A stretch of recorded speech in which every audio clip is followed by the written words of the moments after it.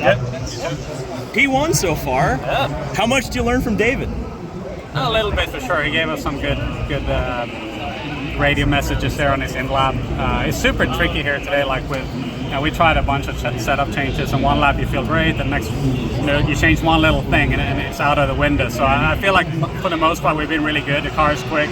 I feel like we nailed the window in qualifying, but we need every spot we can get because we have a grid penalty for 9 spots. So hopefully this will last. Did you learn much in practice that can you pass? I mean, I guess that's the big question. I feel like you could follow pretty closely in 3 and 4 with all the downforce we have now. I wasn't really around a lot of traffic. I think that's going to be more tonight, but it seemed like you could actually run fairly close. It's always quite tricky to pass there, so I don't promise anything, but yeah, we'll see. I think once that lane opens up, especially on the restarts, I think you could maybe hold. So yeah, we'll see. Is there something that you can do? So obviously, you're probably going to go 10th, 11th, or 12th after the penalty. In tonight's practice, do you and David get together and try to work on passing? Can you get in the groups, or? I think you just got to see what happens. Normally there will be groups forming.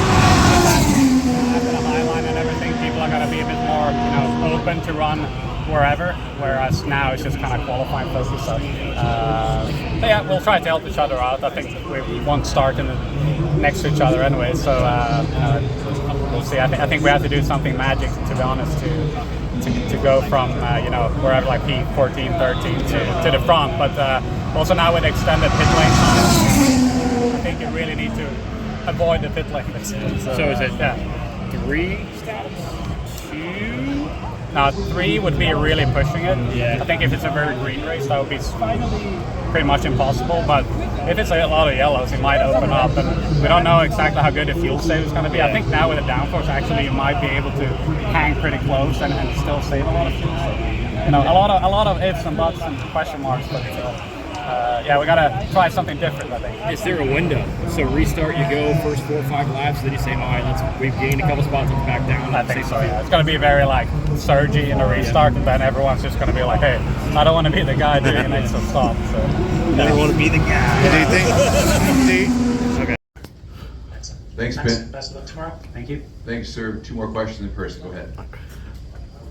Felix, what do you think the impact of highline practice will be, and if it'll make any difference?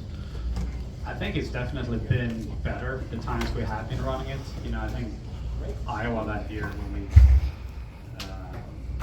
Texas that year when we ran it, they were really it transformed the race, and so it works. It helps. I think if we don't do it, there's no way anyone's going to venture up there. Maybe in the restart, but that's it. So it's all a matter of physics, though. I think it looks easy to go up there, but from behind the wheel, it can be super scary and slippery. So if the grip stays, it stays, but that's not always the case. Thank you. Thank you. Steven Stump of Frontstretch.com here. Come back for more great racing videos, and if you like us, don't forget to hit that subscribe button.